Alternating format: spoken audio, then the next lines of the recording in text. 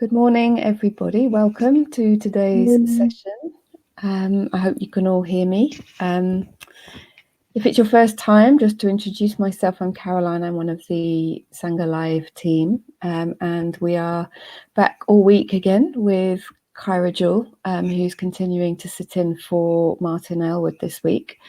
So we're going to be live for an hour, and we're starting with a short reflection, going into some guided meditation, and then we'll be finishing with a bit of time for questions.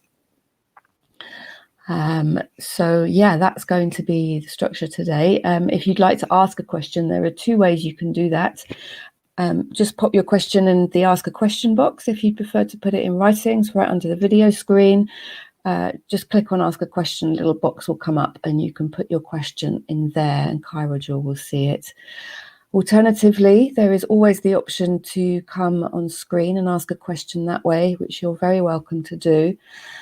And if you would like to do that, just let me know by writing a message in the sidebar where you're all saying hello, and I will bring you on.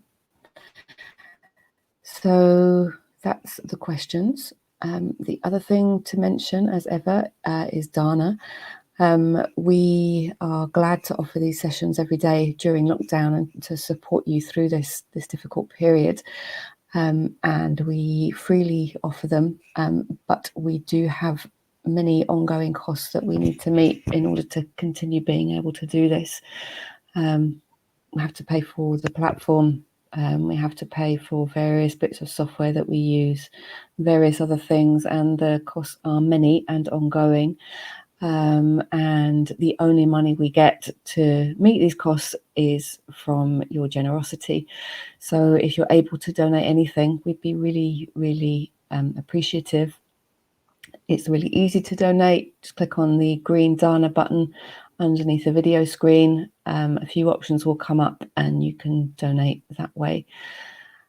Yeah, so many thanks in advance if you're able to do that. Yeah, I'm really grateful. So I think that's all I need to say. And I will hand over to Kyra Jewel.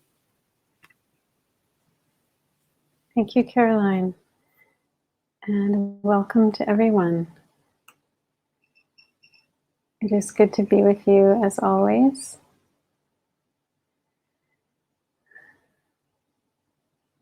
So today we're going to explore the topic of kindness and how we can cultivate this very powerful practice, powerful energy in us.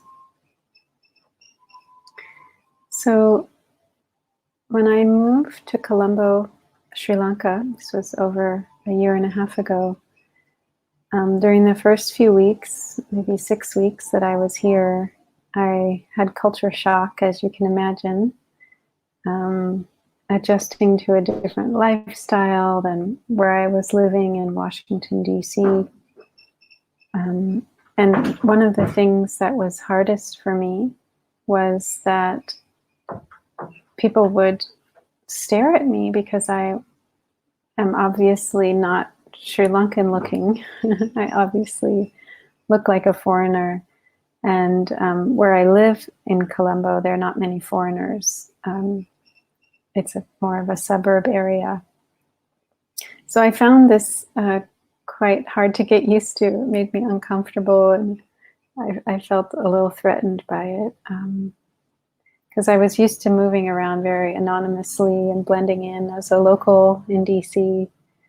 It was a very heterogeneous population there. And so I noticed I was more defensive internally and more fearful than I'm used to being, because everything was unfamiliar, like driving on the other side of the street. And I didn't know many people. I couldn't speak the language.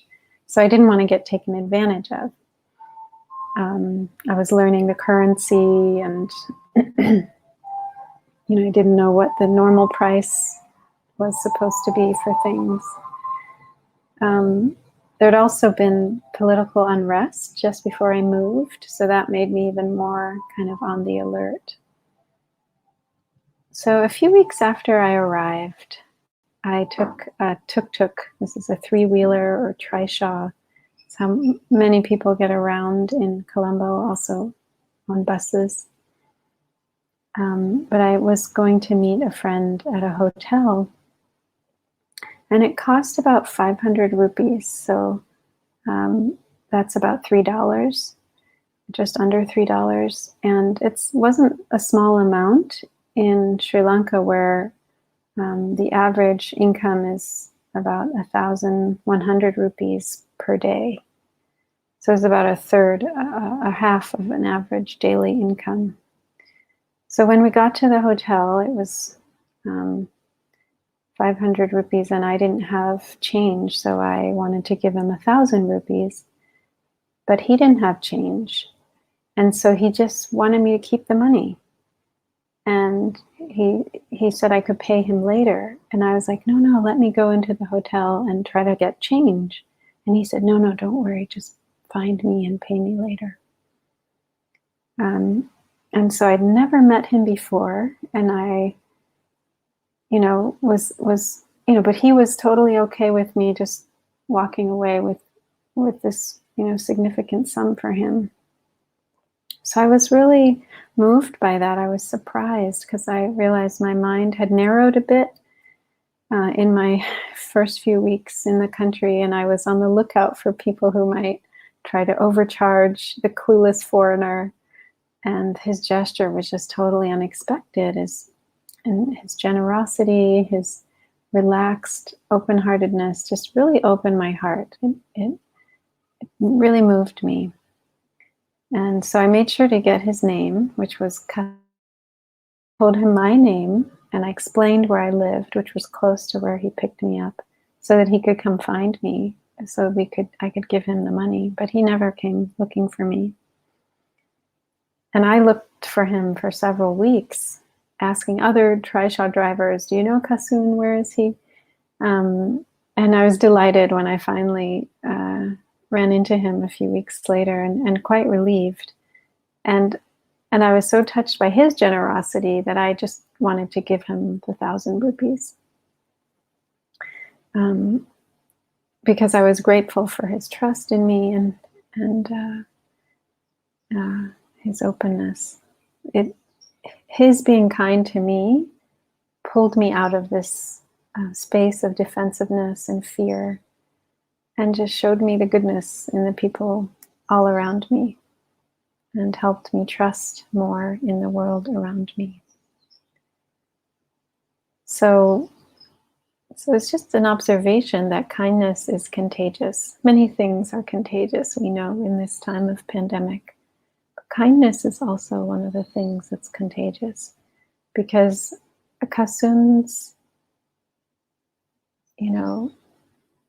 very open gesture and kindness and trust just inspired me in return to be kinder than I would have thought to be.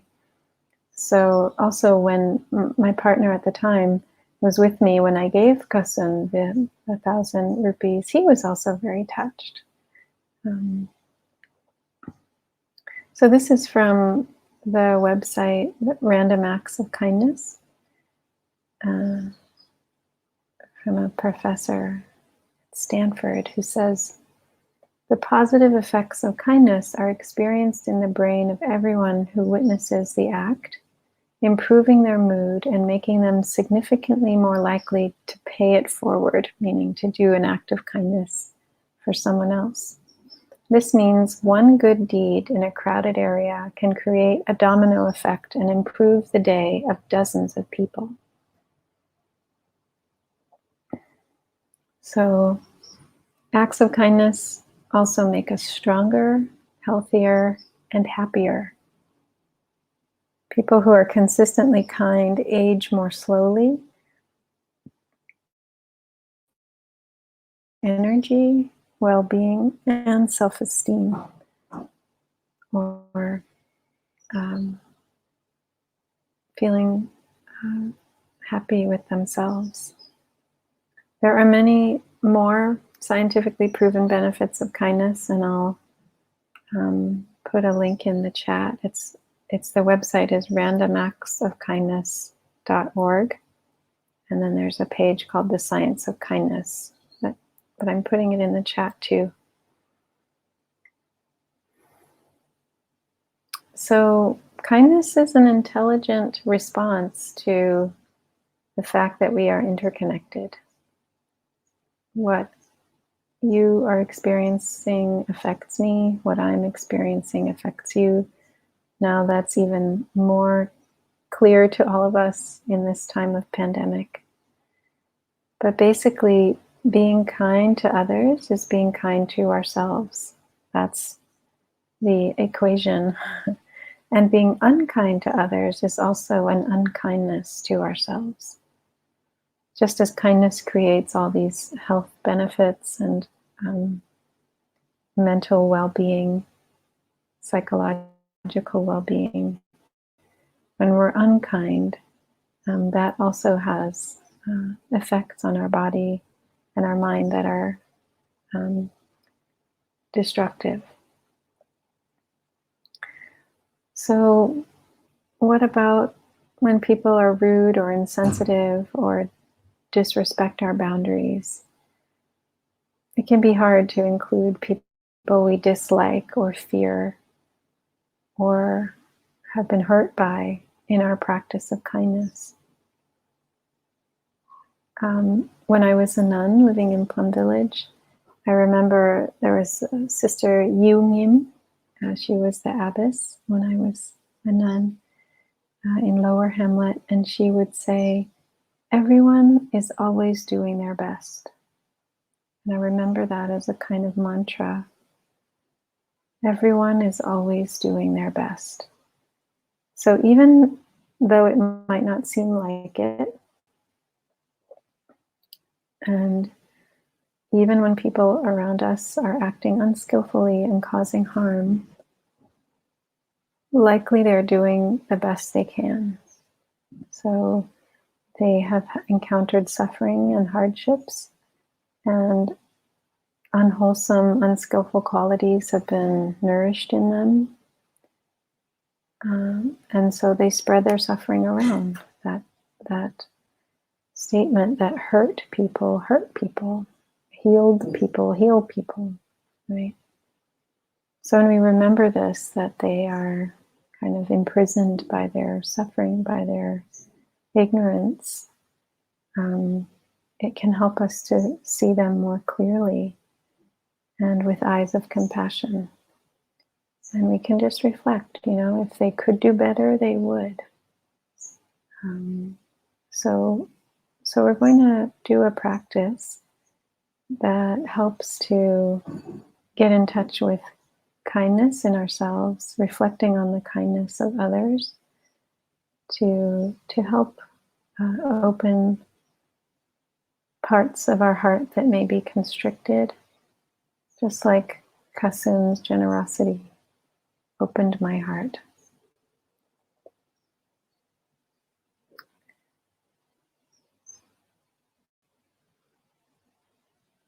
So this practice is an opportunity to grow what's already there in us. We all have the capacity for kindness, and we can always increase it in our daily lives.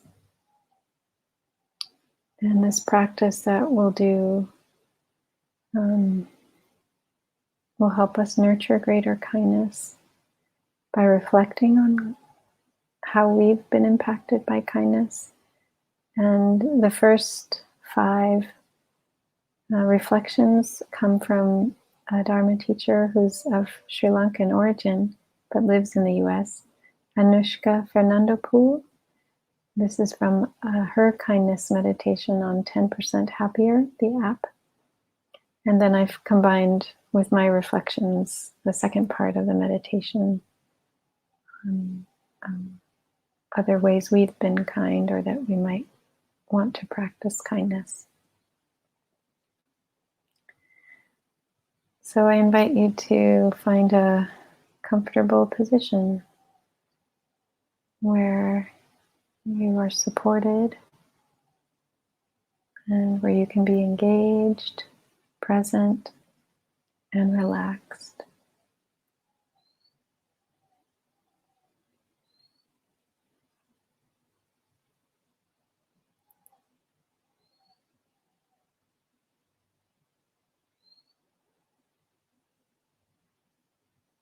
Begin by feeling your body, noticing the space around you.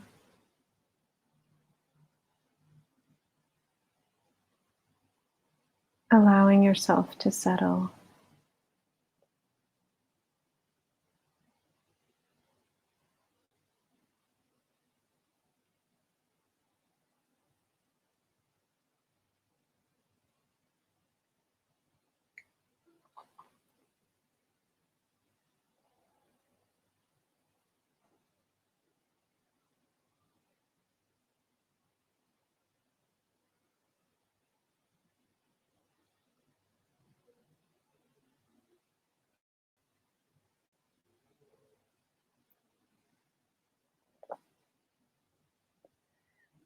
Seeing if there's anything in your immediate environment, inside or around you,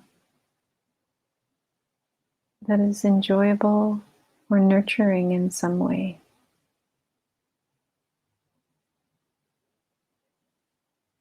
This could be the simple fact of your breath, or your heart that's still beating, or something in the space around you. Perhaps the temperature of the air, or something comforting about what you're sitting on, or something that's keeping you warm. The way the light is coming in.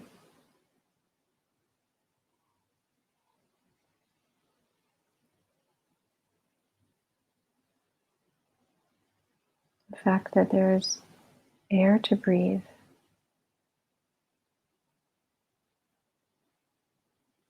That your lungs can breathe it.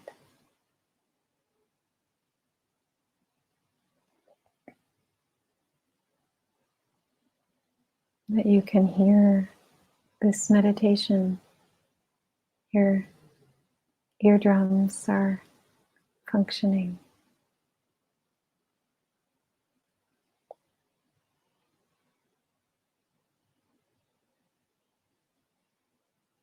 As you bring attention to what's right here, right now, you may sense that kindness is right here.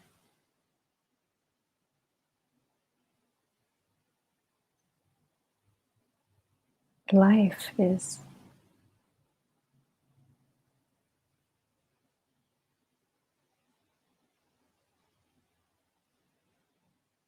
Making things available to you in an expression of kindness.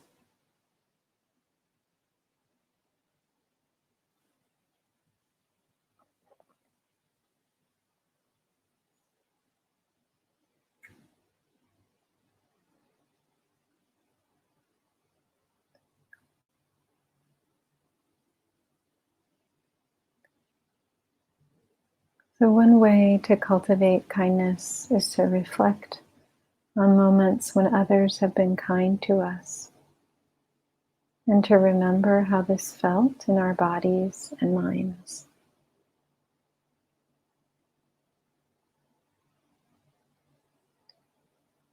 We can experience again what the kind act created for us, and really let it soak in.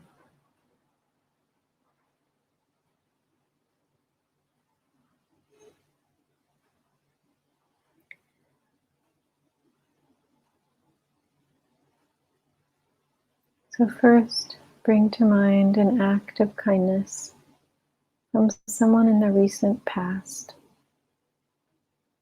Someone who helped you or even just did their work with kindness that you observed.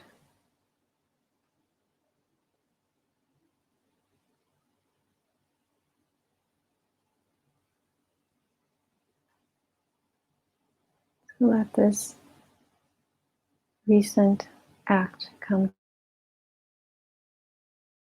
Feel it in your body, in your heart.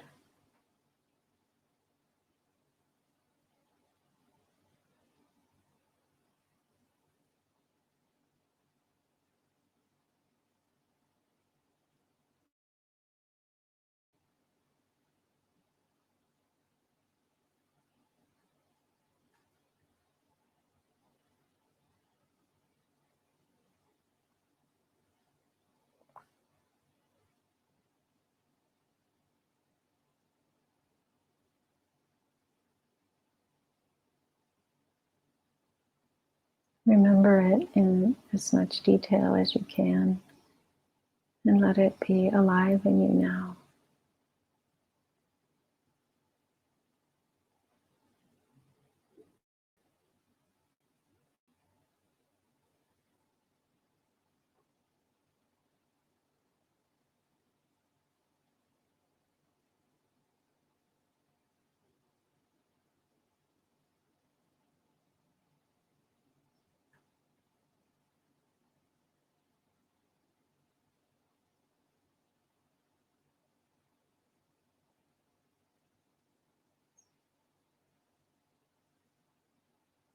Notice how it feels when you bring it to mind.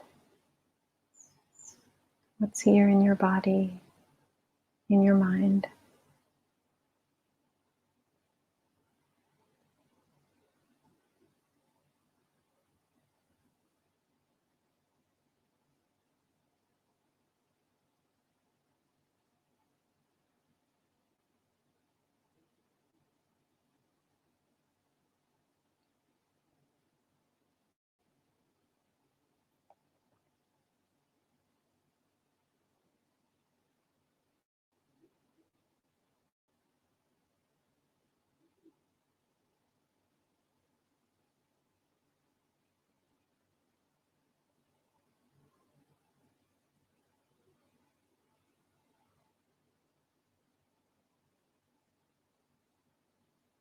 Now we'll bring to mind a time when someone was kind to you as a child.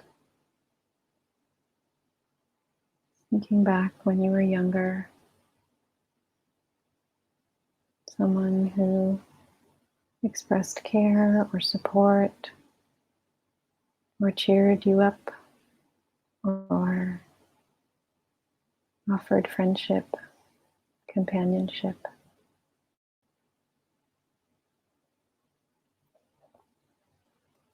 And if a painful memory arises, try to let it go and remember a kind act anyone did when you were younger.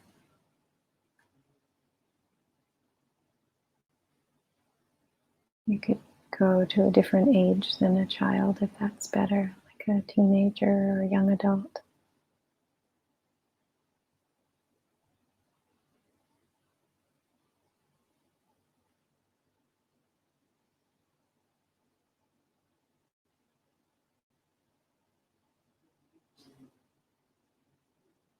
Let yourself bring to mind this act of kindness.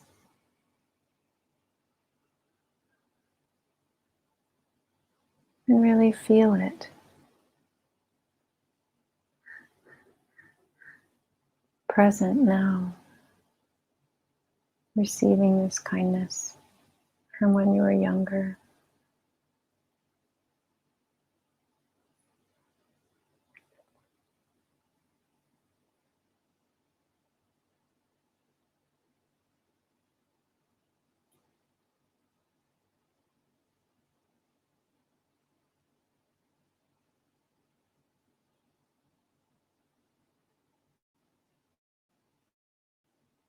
Notice how it feels in your body, in your mind as you recall it.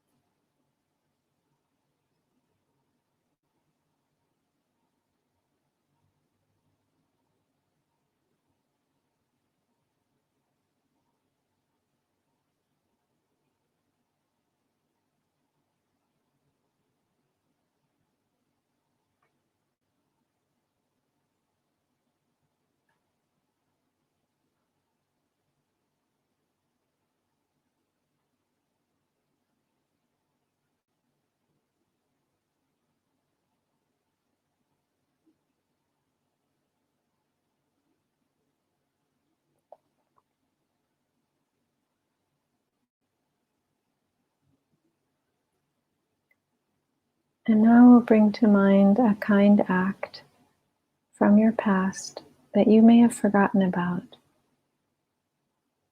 Some act from a long lost friend, something or someone you haven't thought about in a while. Could be from any point in your life, but from some time ago, some act of kindness that you haven't thought about in a long time.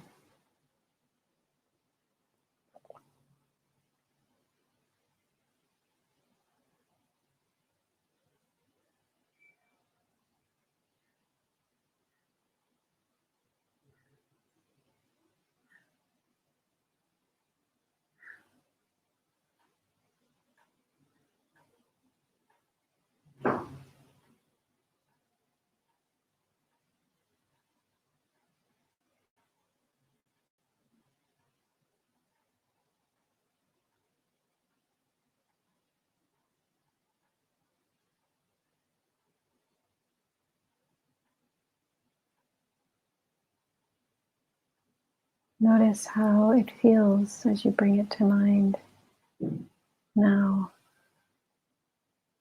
What do you feel in your body, in your heart, mind?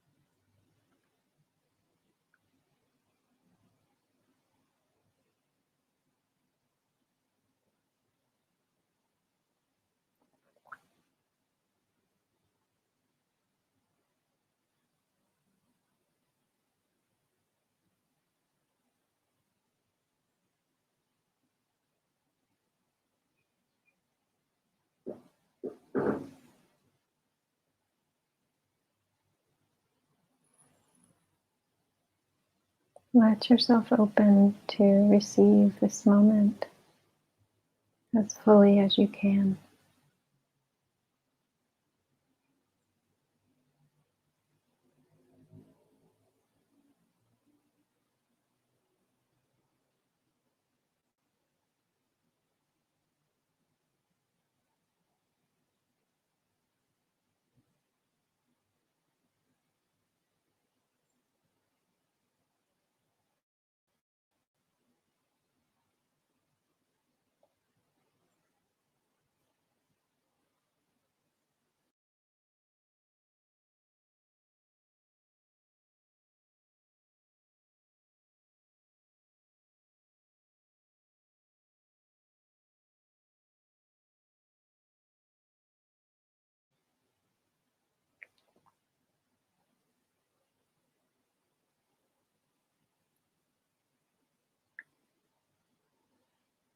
And now we'll bring to mind an act of kindness having to do with nourishment.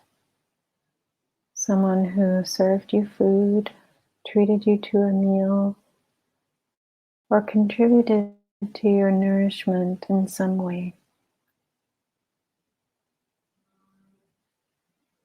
Let some act come to mind related to nourishment.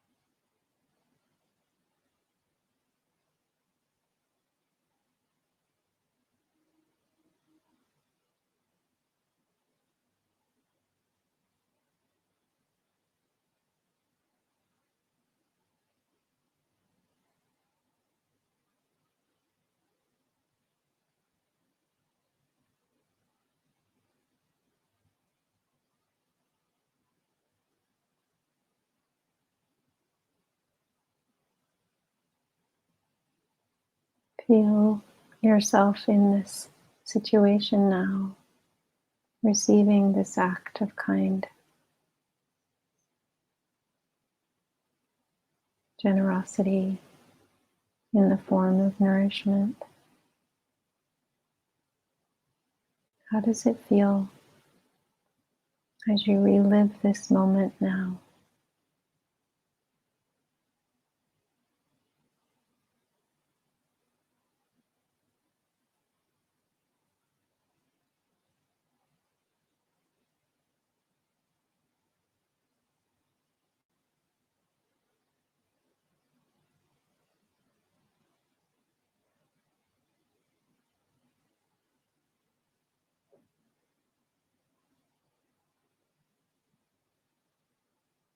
Let that really blossom in you and fill you up.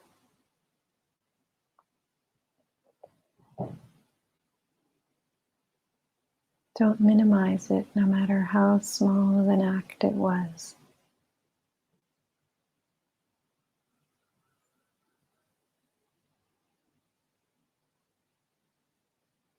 Really let it be a full experience now.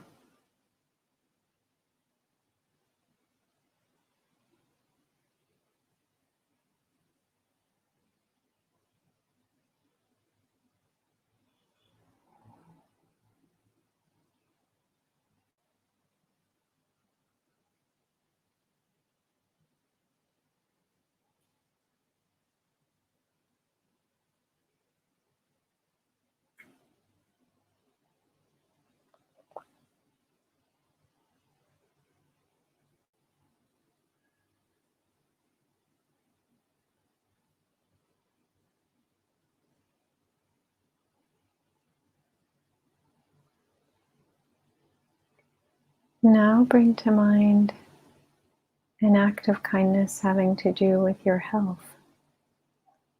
Someone who helped you in the area of your health. Maybe a coach or a friend who supported you to get stronger or healthier in some way.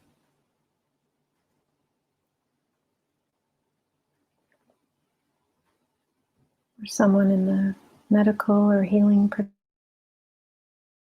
Let this person come to mind and really invite in the feelings of that experience. Invite them to be here now.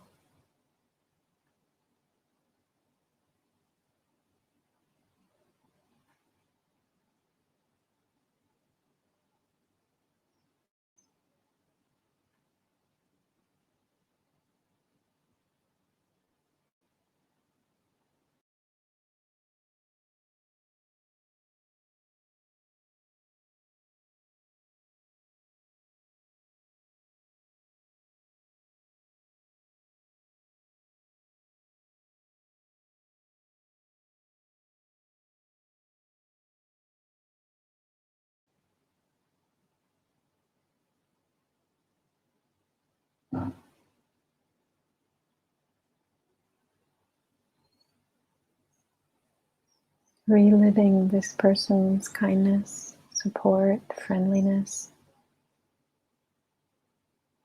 guidance, gentleness, encouragement. Letting it be here and feeling your body, feeling your heart, mind as you touch this act of kindness right now, right here.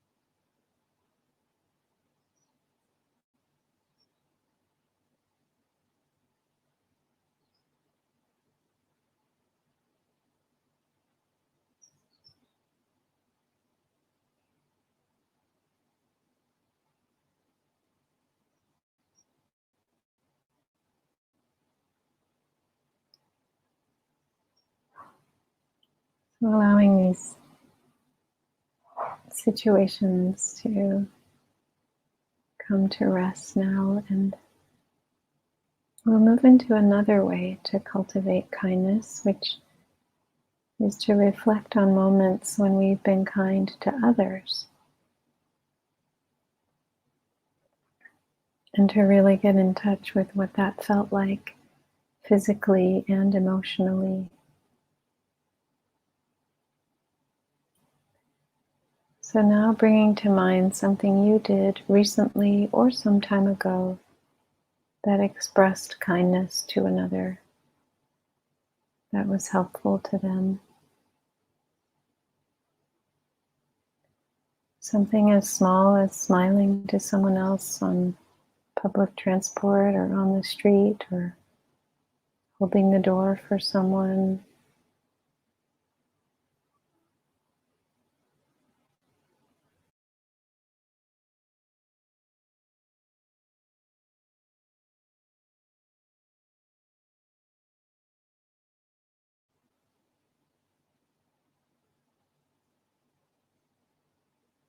Or giving your time or money to someone in need.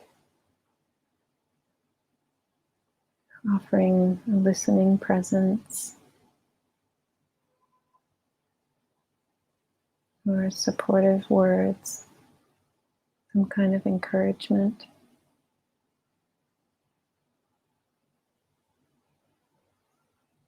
Just let a situation come to mind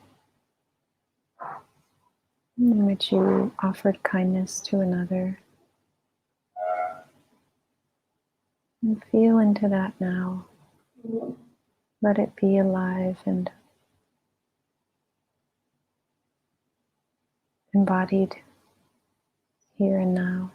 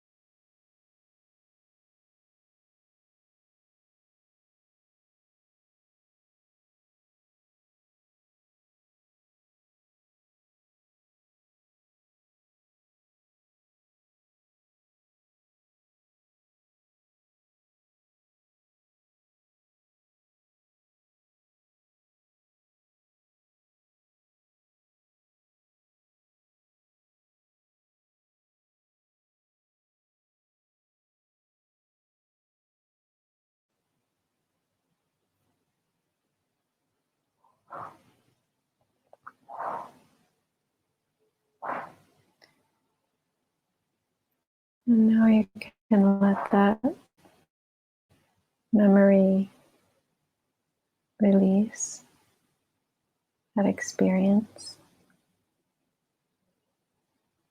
how you were kind to another. And a third and final way we can practice cultivating kindness today is to contemplate our potential to grow our kindness in daily life. So we can set the intention to look for opportunities to be kind and also visualize ourselves acting in kind ways as we go throughout our day. Just see if in your mind, in your heart, someone in particular comes to mind that you know about who's in need of kindness. How might we reach out to them? Or some situation or some group of people that inspires you to perhaps offer kindness going forward.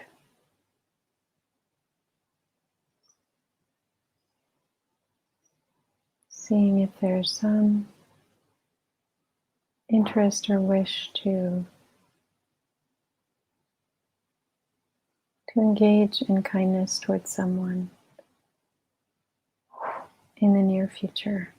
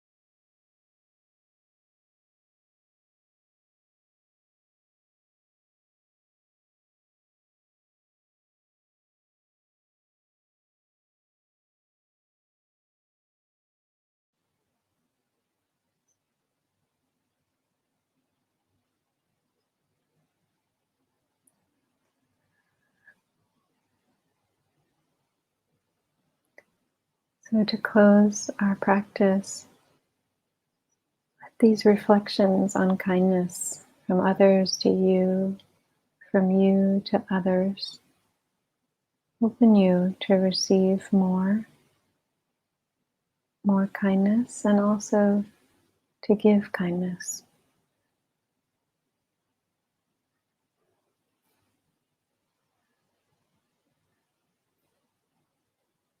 And as you're ready, we can bring our practice to a close, taking some transition.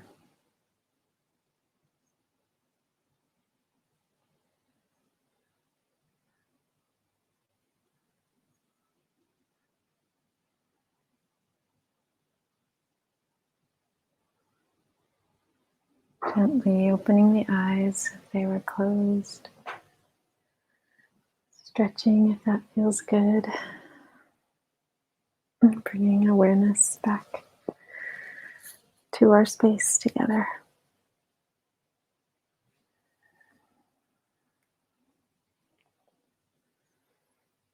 So there's time for questions. If you wish, you can post them or come on screen. It would be nice to have someone come on screen. I haven't gotten to see any of you in all of these mornings together. So if any brave soul wants to come and ask a live question, please do so. And you can also share anything in the chat about your experience.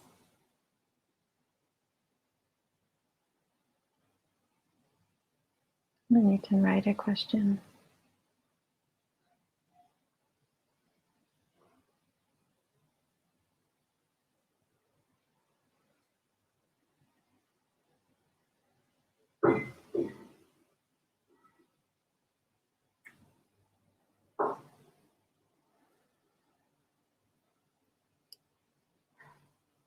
And there's a question from Carolyn.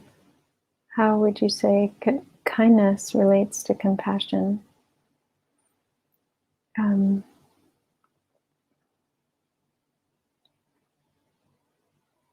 Well, if we think of kindness as being an expression of loving kindness or friendliness, the first one of the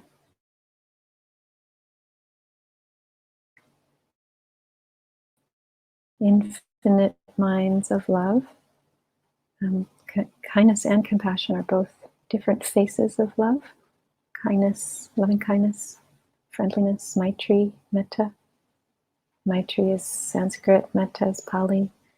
That expression of kindness is a wish to bring joy to others. And compassion is the wish to remove suffering. So they're both love, they're both two facets of the same thing. So one is how love responds to suffering, which is compassion, with the wish to remove it, to ease it. And the other is how love responds with the wish to bring well-being, to bring joy, to bring connection. So it's another expression of love. And they're very connected. All four.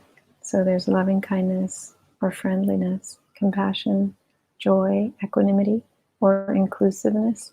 All four are intertwined. So kindness carries compassion in it. Compassion carries kindness in it. They're not really totally separate.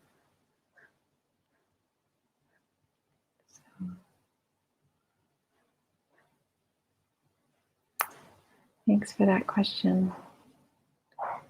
So Andy has a question. Do you want to come online on the camera to ask your question? Please do.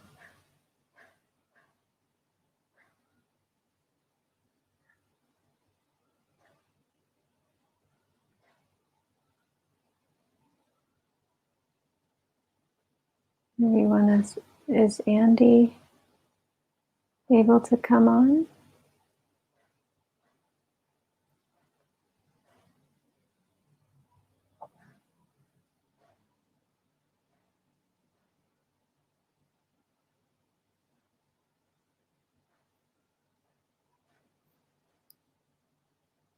Okay, you've typed the question.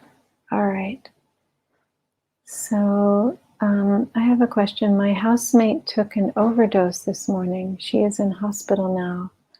I feel angry with her and am not managing to muster kindness. I feel that I should, but I just feel frustrated with her.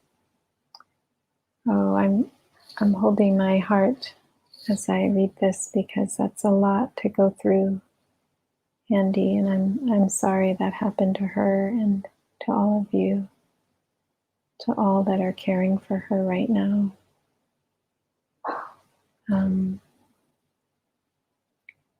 And I can completely understand that you would be angry at her for harming herself and harming, all the people who love her.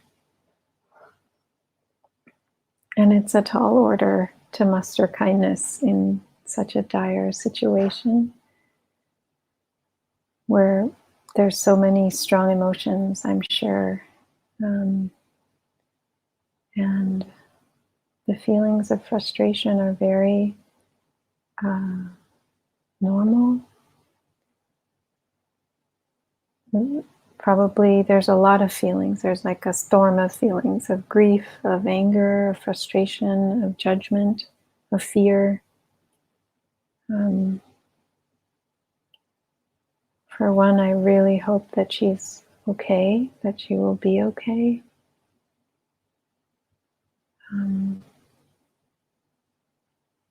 And I think when we're doing a meditation like this and this kind of frustration arises, this kind of anger, the practice is to turn towards those feelings with kindness. So not judging yourself, not blaming yourself, or, as much as we can, we don't want to blame her either, because of course her deep suffering led her to take this overdose. No one does that unless they're in the depths of very deep suffering, right? That's like a cry for help. They have no other recourse, and so they do this to get some relief from excruciating pain. But as far as your own feelings of frustration and anger, being kind to them, being compassionate to them, turning to yourself. You can put your hands on your heart like I'm doing, one hand over the heart, one hand over the other, and just speak to yourself and say, my dear frustration, my dear anger, I know you're there. I'm here for you. I'm breathing with you. I'm letting you be here. You don't have to go away. You don't have to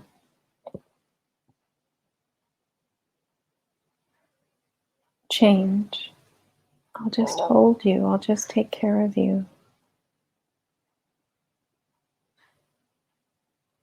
I want to feel you. I want to understand you. I want to know what's behind you. Because generally underneath anger is fear and hurt. So likely there's some part of you that's afraid for your friend, that's afraid for what could happen, and that's hurt that she would do this to herself, to you, to anyone who cares about her. So just see if you can give space for your anger and for your frustration right here, right now. And just see if you can touch into anything that might be deeper than that might be needing your attention right now. And offer your care to that, the more vulnerable places in you, as deeply, as wholeheartedly as you can.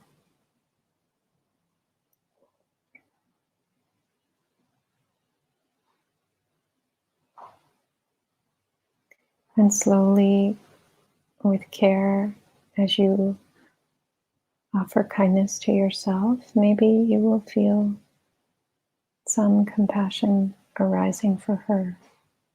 But don't force it and don't have any expectation that should come. But just notice if it arises after some time of being present for your own feelings. And I'm just holding you. I know we're all holding you and her in our compassion and in our love. So I hope that you and she will find your way in this very difficult situation. Thank you for that question. And feel free to share any reflections on my answer.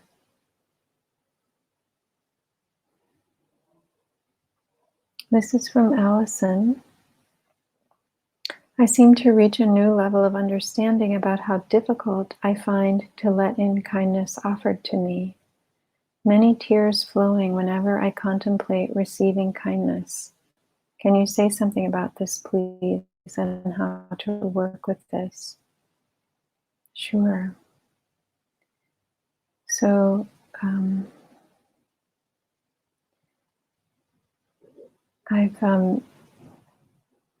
mentioned a course I'm taking at the Barry Center for Buddhist Studies. We'll put that link again with this talk, but John Makransky is a Tibetan teacher who's offering a free course on compassion right now. And I was listening to one of his talks yesterday, and it relates to this, so that's why I'm letting you know about the course. But he was saying that often in these heart practices, these 4 elements of love that I mentioned, they each have their own particular meditations associated with them. And they're offered in all the different traditions of Buddhism with slightly different variations. But often when we come to this place of letting in kindness in a meditation, or cultivating love, or getting in touch with someone who's cared about us, there are parts in us that have learned to distrust the vulnerability that is asked for by getting in touch with kindness. For whatever reason, growing up or in our lives, that hasn't been safe to trust that. We've learned to distrust other people, that maybe they're kind one day, but then not the other, or there's some part of us that's been hurt. And so we have protectors that care for that part that's been hurt and don't want us to trust experiences of kindness, like letting in that softness, that tenderness, because it requires that we open our heart. And if we've been hurt in the past, then there are protector parts that don't want that tender part to be hurt. And so this could be what's happening for you. I don't know. I'm just offering one potential way to look at it. But it could be that there are parts of you that are trying to keep you safe, that are very uncomfortable with letting you tap into this experience of being cared for and touching in that more soft, vulnerable part of you. So what's helpful, what John Makransky was talking about in his teaching yesterday that I listened to was from some weeks earlier, but he was saying what's important is to know that, so the purpose of these meditations, it's not to think a lot about the actual situation, like was this person really trustworthy? Can I really, they had these other qualities that I didn't really like. So, the mind can get all involved and they're not really the best person to bring to mind because of this, this, and this, and this, right? So there's sometimes this tendency to evaluate. But these practices really aren't about focusing on the situation itself, but on the experience of kindness, of being cared for, of expressing kindness ourselves. Because the insight he was pointing to is that this energy already exists in us. We learned to believe when we were younger that love came from outside. And so these parts in us that are protectors are very careful about what they let in, because there's this idea, well, this comes from outside and it can be dependable or not. But what the depth of this practice really is about discovering that this energy of kindness, this energy of love is inherent in each of us. We don't actually need to rely on it coming from outside. We can generate it from within, although it really helps to also have touched it from outside so that we can remember and then generate it from within. But it's already a part of who we are. Kindness, loving kindness. So this is a long answer to your question. It's maybe a little convoluted, but I think recognizing that there are parts of you that are trying to protect you from being hurt, and that's came about in childhood, that believed, because when we were children, care and love did come from outside. But now, as grown-ups, we can touch that this comes from within us. So we don't need to protect ourselves from what's already in us, what's actually very reliable and very trustworthy. So I think if tears arise, just let them flow, and just know that as you practice this more, as you allow this in more, it will be easier to connect with and to trust. So I hope that's helpful. Oh, good. Yeah, good. Yeah. And I really encourage everyone to take advantage of this course. All the teachings are recorded of John Makransky, Barry's Center for Buddhist Studies. We'll put a link with the recording today.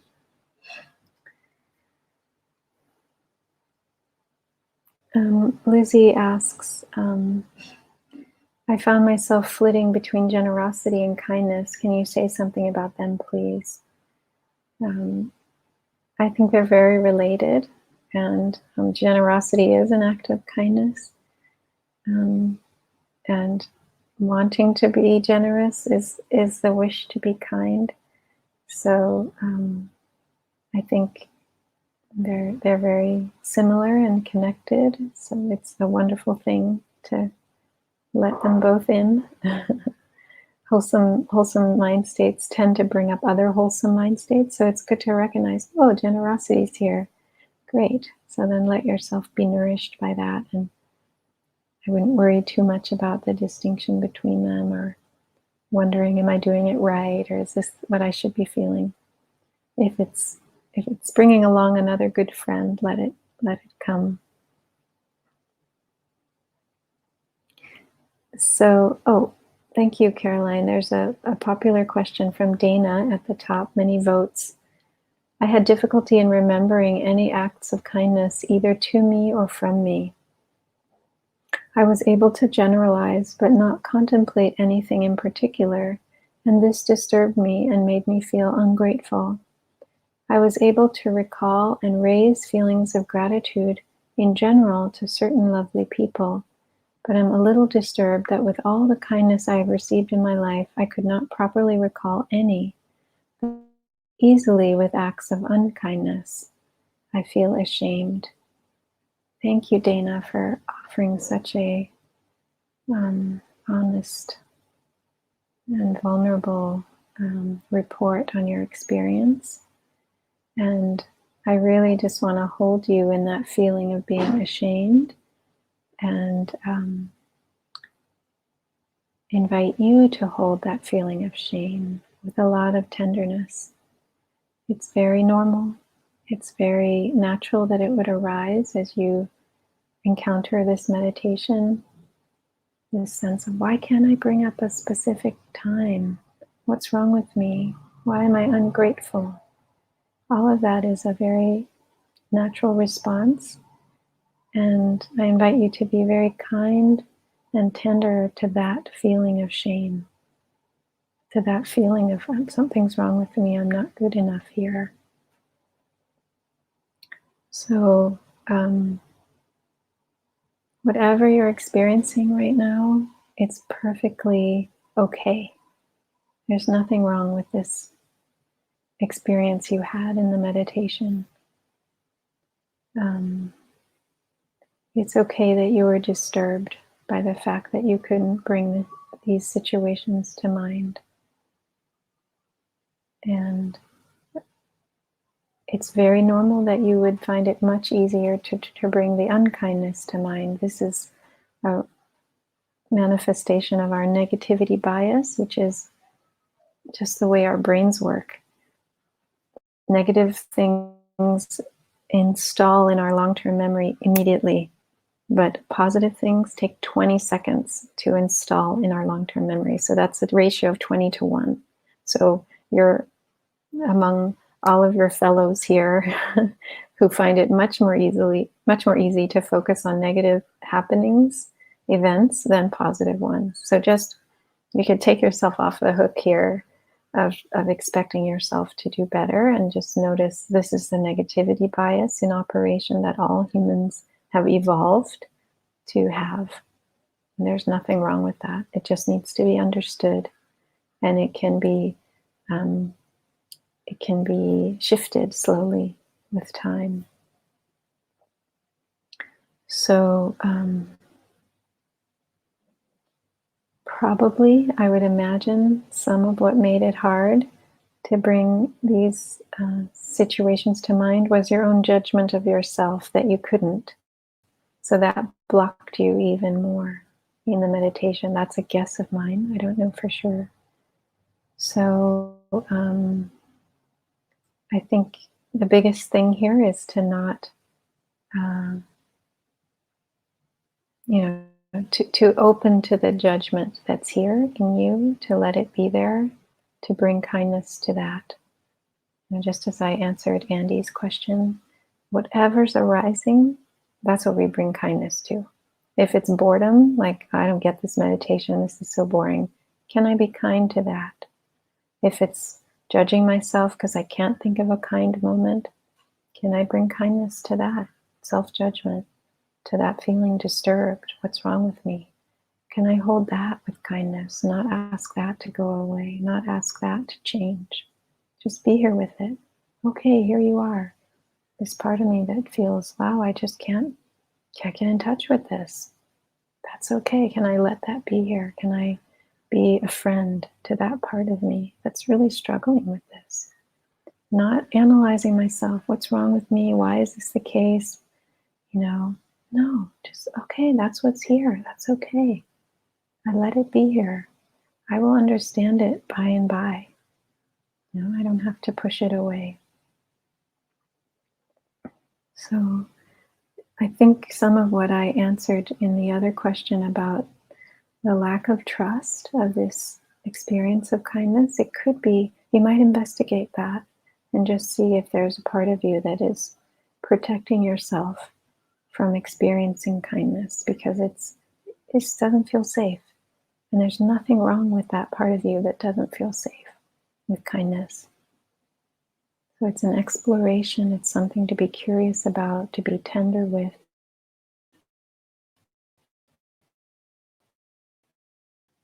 To be kind to. So, exploration where all these different parts of ourselves, some of them we haven't really even known about, they're making themselves known. So we really want to appreciate that. So I'm so grateful for the depth of your questions and your supportive comments in the chat. And the more we bring mindfulness, just basic awareness, no judgment, no expectation, just noticing, what does this feel like? This being ungrateful, this feeling ashamed, can I just feel it in my body? Can I just be with it? The more we do that, the more it will reveal itself to us and we'll understand it better, more and more deeply as we go. Wow, my heart is so touched by all of you today. I'm so grateful for your questions, for your showing up so authentically, so honestly, sharing your difficulty, your challenges. I want you to know I appreciate anything that you share, whether you're over the moon, so excited about this practice and you feel so heart opened, or whether this is bringing up really deep pain for you and it's very difficult to access. I honor any experience in the spectrum, and none of it's wrong, none of it's right. It's all what we want to open to and take good care of. It all belongs here. So I hope you can feel all of you belongs here, whatever your experience is with the practice.